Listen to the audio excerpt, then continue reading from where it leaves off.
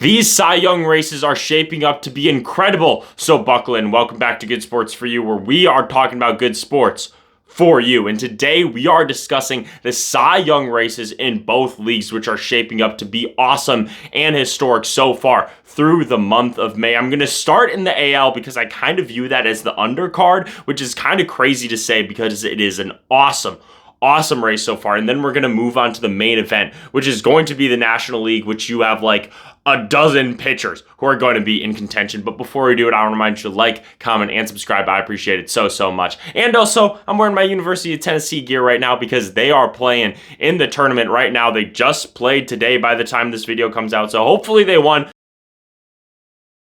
Fingers crossed. And also, the women are killing it in the College Softball World Series. Make sure you're checking all that out too. But in the American League, we got a couple of favorites, and honestly, there is a clear-cut favorite, in my opinion, for the American League, which is going to be Cam Schlittler. He currently has the best ERA at 150. He has the best whip. It's like hovering around like 850. His FIP is sub 2, and for those of you who do not know FIP, it's kind of like a prediction thing. It's called fielding independent pitching. It takes into consideration everything that the pitcher has in control, right? So pitching the ball, so striking out and walking batters, and then home runs. Basically, like if you were to take all the fielders away, what would happen? That's my general understanding of it. And then also ERA plus, and basically that's 100 is average, 150 is 50% higher than average, 0 is 100% worse than average, 200 is 100% better than average. You get the general idea. Cam Schlittler has an ERA plus of 275, which means he is 175% better than the league average pitcher. He also has an American leading 81st strikeouts. So as you can see,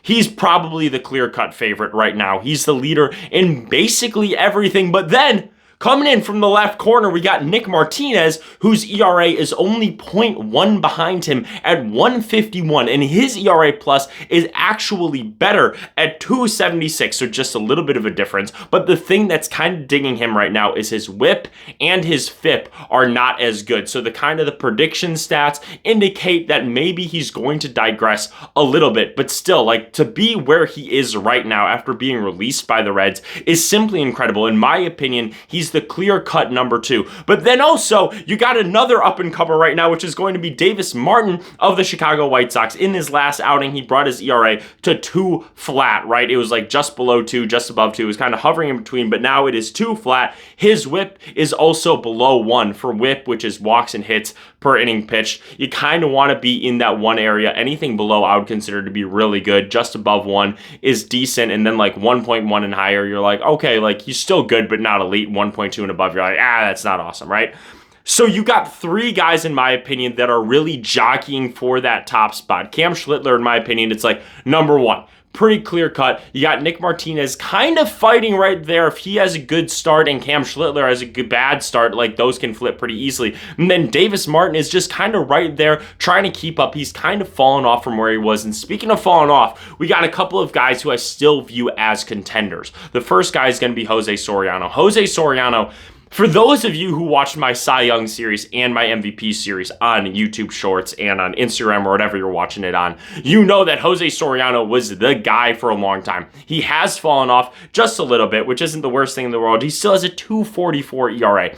That is still absolutely incredible, but it's not enough to compete with the big dogs, and that is what's absurd about this season right now. That's the real point that I'm trying to make. 2.44 is an elite ERA. In any other year, you should be like, okay, 2.44. That is a Cy Young caliber season, but right now it isn't. He's like 5th, maybe even 6th once we talk about some of the other guys, right? Because also, you got Parker Messick, the rookie for the Cleveland Guardians, pitching to below a 2.50 ERA, 2.24 right now, with a 1.82 ERA plus. He has a FIP of around 3 right now. He's doing phenomenal, and he's a rookie. And then mind you, let me introduce you to Spencer Arrighetti. Hope I'm pronouncing his name right. A 1.34 ERA hasn't been mentioned, in my opinion, really at all. because the thing is, he only has 8 starts. So he's a couple of starts behind these other guys, but eventually it's going to get to the point where the starts are going to even out. If he's 4 starts behind other people right now, at the end of the season, it's going to be like 29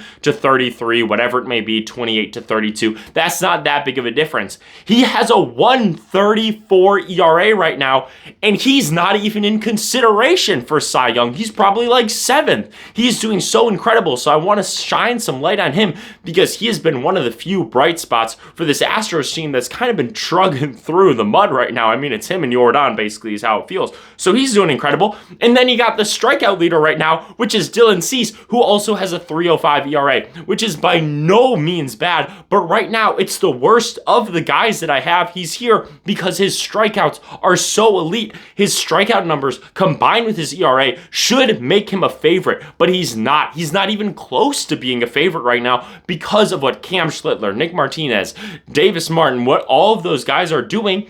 He's hovering anywhere from the 4 to 10 range, because then you got the relievers to talk about.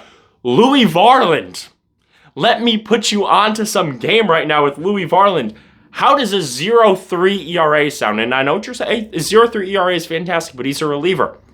30 innings pitched. That is a very good sample size to be at that level. And also, he has been the closer for the Blue Jays, so he's also getting saves on top of that. So he is doing so much work. We're going to talk about somebody like Mason Miller later down the line. He has a better ERA than Mason Miller right now in more innings pitched, and he's not getting the love. You could argue that he should be top 3 in Cy Young. You could argue, though, that he could be 10th because how much value is a reliever right now in this game, you know? Speaking of relievers, how does Matt Brash sound not allowing a single run through 13 plus innings pitched for the Seattle Mariners? He has been that guy. The only thing is his volume is not there. So is there a world? In what world, how many innings pitched does Matt Brash need to get into Cy Young conversations? In my opinion, obviously it has to be a lot higher. How many runs does he need to allow? If he allows 3 runs all season and he's thrown 75 innings, is that enough to be in Cy Young consideration, considering he's not really a closer? I don't really know, honestly, because then also, you got Aroldis Chapman with a 0.51 ERA right now through 17.2 innings with 12 saves, which is the best in the American League. He is doing such a phenomenal job. He's sealing up his Hall of Fame case, which is great for him, honestly, get into the Hall, This is what is sealing the deal. He's having this weird renaissance with the Boston Red Sox, which is awesome, for all fans of baseball, considering what he can do. But his 0.51 ERA, with the amount of saves that he has, where is he compared to the other relievers? And then you have Rico Garcia, who didn't give up a hit through his first 13 innings or something absurd like that. He started to fall off. He has a 0.77 ERA right now, which honestly, he's not in the mix anymore, which is crazy to say. And then also you got guys who are injured, who are coming back from injury. I saw a post that was like, if everything goes right, Garrett Cole could get it. I disagree, and here's why. Garrett Cole is one of the best pitchers of our generation. He is super talented. He's too far behind. Given what his own teammate, Cam Schlittler, is doing right now, he needs to be ahead right now. He needs to have been pitching in these games. We're already 2.5 months into the season with March, April, May. We're already 2.5 months into the season. He's just too far behind to make an impactful difference in the race right now because the top of the line is so stacked. And that's just the American League. Let's move on to the National League. And in the National League, in my opinion, there are 2 clear-cut favorites right now. The first guy is going to be Christopher Sanchez. He just set the Phillies' all-time record for most scoreless innings thrown in a row at 44.2. That is over 4 games straight of shutout ball. That is incredible. And who is that set by? Grover Cleveland Alexander, way back when, in the early 1900s. Mind you, the Phillies are one of the oldest baseball teams. It's not like it's the Marlins. You're setting the Marlins record, which would be awesome. Not to knock on the Marlins at all.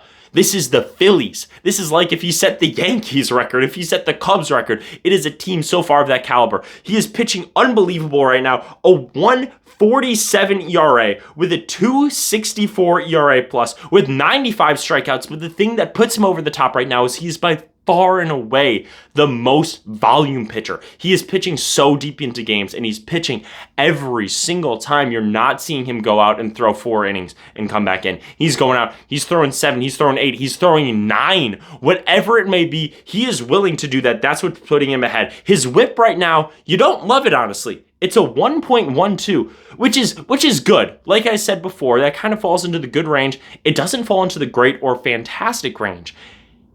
But he hasn't allowed a single run through the entire month of May. And also, mind you, his WAR is 4.2. 4.2. If we do some simple math, let's just say we're a third of the way through the season for mathematics' sake. 4 times 3 is 12. 2 times 3 is 6. He's supposed to go to a 12.6 WAR season. 12.6. He's in MVP conversations right now, along with Shohei Ohtani. That's my top 2 in the National League right now, if you've been following along on the shorts, which I hope that you have. He should be in the MVP conversations, but he may not even win the Cy Young, because coming out of the Milwaukee Brewers from the Central Division, we got Jacob Misiorowski, who's pitching one of the best seasons we've ever seen, especially by the strikeout numbers. His strikeout per 9 right now is over 14. 14 as a starting pitcher. He's throwing 105. He's throwing a slider with movement at 90 miles an hour. What he is doing, at least from purely a talent level, is indescribable. Indescribable. The one thing that's holding him back for me to be number 1 is his ERA. In my opinion, the Cy Young and pitching, it's run prevention at the end of the day. I don't care how you get the outs as long as you get the outs. I don't care how the runs score as long as they don't score. Run prevention, in my opinion, is still and will always be the number 1 thing that I look at when it comes to the Cy Young. And for that reason, Christopher Sanchez needs to be my number 1, but that does not shy away at all from what Jacob Misiorowski is doing right now. Obviously, I am a Milwaukee Brewers fan. I love the Miz so much. He's been so good. Also, it's funny that these two are the 2 guys who are kind of jockeying back and forth for the number 1 spot in Cy Young, when Jacob Misiorowski was the one who was an all-star last season and Christopher Sanchez wasn't it, and basically everyone was like, that's kind of crazy, which in hindsight, that was absolutely absurd. Christopher Sanchez was the 2nd best pitcher in the National League, pretty clear-cut, and Jacob Misiorowski fell off significantly. He shouldn't have been an all-star. Christopher Sanchez should. Get that out of the way. But now we are focusing on the now, and these 2 guys are boom, boom, boom, back and forth, because mind you, how many runs did Jacob Misiorowski give up in the month of May? 1 singular run. And is that run enough of a difference for Christopher Sanchez to be in first place? I don't know. He has 100 strikeouts. He was the first guy to 100 strikeouts. But like I said, it's like Sanchez is right there with 95. The one thing that is a knock on Jacob Misiorowski, though, is he's not pitching as deep into games. He's still pitching deep into games, mind you. He is still going 6 innings, 7 innings. Like, he is doing that quite frequently, but he's just not doing it to the extremeness that Christopher Sanchez is doing it. That's the only knock. But Jacob Misiorowski also has a much lower whip. His whip is 0.828, which is absurd. Absolutely absurd right now. Like, just absurd stuff. But then the other thing is, neither of them may win it. Because you look down the line, you got a lot of guys who are right there in contention. Chris Sale, he just started today, 5 innings pitched, allowed 2 runs, bringing his ERA up to 2.01.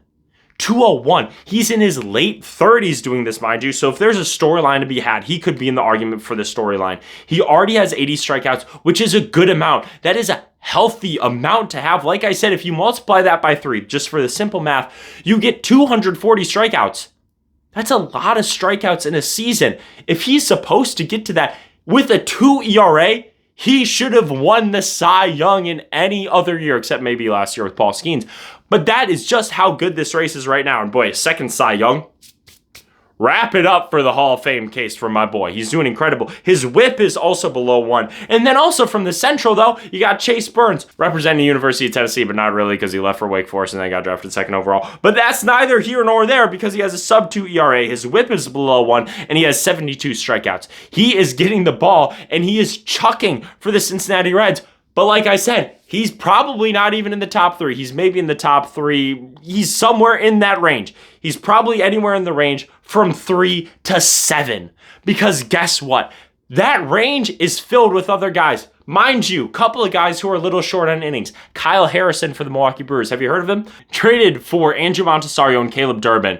Two of my boys, I loved them so much. To the Boston Red Sox, Kyle Harrison, something clicked with the Milwaukee Brewers. Was it the pitching lab? Yes, obviously it was the pitching lab. Why any team is trading any pitcher to the Milwaukee Brewers is beyond me as a Milwaukee Brewers fan. Absolutely absurd, because what Kyle Harrison is doing right now is the best 10-game start to a Brewers career ever. That includes CC Sabathia, arguably the best stretch in Brewers history. Kyle Harrison is neck and neck with him. How does a 157 ERA sound? How does that sound to you? Just want to ask, because that sounds pretty darn good to me. And mind you, he wasn't even supposed to be our 1, our 2, our 3 even. I was looking at it like, he'll be a 4 or 5, whatever it may be. But him and Mazeroski have been the best 1-2 punch in baseball right now. And he's probably not even in the top 5 for Cy Young because he only has 51.2 innings pitched. Speaking of low innings, have you heard about the GOAT? Shohei Ohtani. You got a sub-1 ERA. You got a whip at 0.82. Mind you, his ERA is also 0.82. The issue is he only has 55 innings pitched. That's my concern. Shohei is the only other guy who's in this contender range who could have the argument, or it's like, you got low innings pitched. He could be in the top 3. He could honestly, if you vote him 1, sure, because he has been that good. He just went 6 hitless against the Colorado Rockies. He gave up a run because of walks and hit by pitches and whatever it was. He did give up a run, but he went hitless in that span. He went hitless. That is so absurd to say because he hit a leadoff home run. Once again, he's the greatest of all time, but I don't need to discuss that too much. What I'm focusing now is on the Cy Young. Can you justify voting for a guy who has such good rate stats as a starter, but so few innings pitched also as a starter? My solution to this: don't pitch him every 7th day, pitch him every 6th day. He obviously get him rest, whatever. But if you just pitch him just like a couple more games here or there, he will get to the inning threshold. He'll qualify for the ERA title, and he's going to run away with it. If Christopher Sanchez falters and Jacob Mazeroski falters, like once, honestly, like that's the thing. That is how close it is. One bad game from one guy, and they're down 3 in the standings. One great game from another guy, and they're up 2 in the standing. It's like these things, it's constantly in flux. And with Shohei, it's just such a unique case because he's not pitching as much as some of these other guys. And speaking of not pitching a lot, how about some of the relievers that we got to talk about here? Mason Miller, a 0.76 ERA. His innings pitched, though, is 23.2, right? And then he has 16 saves, which is by far and away the most in the National League. And also for the longest time, his FIP was negative, which is something that I had never seen before. Like, what he is doing on an inning-per-inning basis is fantastic. Fantastic. Also, you got Robert Suarez, who I don't think is getting enough love. How does a 0.77 ERA sound to you in basically the same amount of innings and 23.1 innings pitched? He has 1/3 less innings and 0.01 higher of an ERA, and I don't feel like he's getting any love. My argument, though, against the relievers is pretty simple. Emmanuel Clase and Zach Britton. If you look at those 2 seasons that those guys had, Clase, was it the year before last year because he got busted with the whole entire gambling stuff, he had like a 0.68 ERA, something absurd like that, and he had the most saves in all of baseball, or at least in the American League, and he finished 3rd. Kind of a distant 3rd. Zach Britton finished 4th, and he had, I believe it was a perfect save season with easily a sub-1 ERA. He finished 4th in Cy Young. Mason Miller and Robert Suarez, or any reliever for that matter, needs to have that kind of season, but more because of the starters that we are seeing. And that fails to mention other guys who I've seen in the mix, which I don't agree with, like a Paul Skeens. We know that Paul Skeens probably is still the best pitcher in the world. His ERA is just below 3. That's the issue. He has a 2.98 ERA after his, or 2.89 ERA, my apologies, after his start against the Chicago Cubs today. That's just not competing with the top dogs right now. But the thing is, he has the best whip. So it's like, does that come into play at all? How are you thinking about those things? But my thing is, I've seen posts by like the MLB like analysts or whatever, and he's receiving first place votes for Cy Young, which makes zero sense because there's no way that you're voting him over Christopher Sanchez or Jacob Misiorowski right now. Like, that just doesn't make any sense to me at all.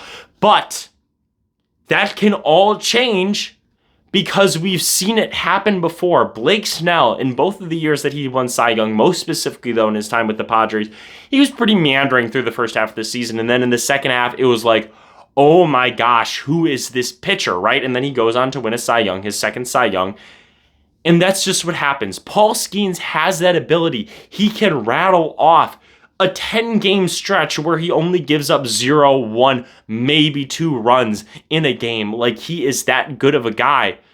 But what is it going to take to get there when you have Sanchez and Jacob Misiorowski playing the way that they are? And the last thing that I wanted to do is I wanted to draw a comparison. And that comparison will be to the 2015 National League Cy Young race.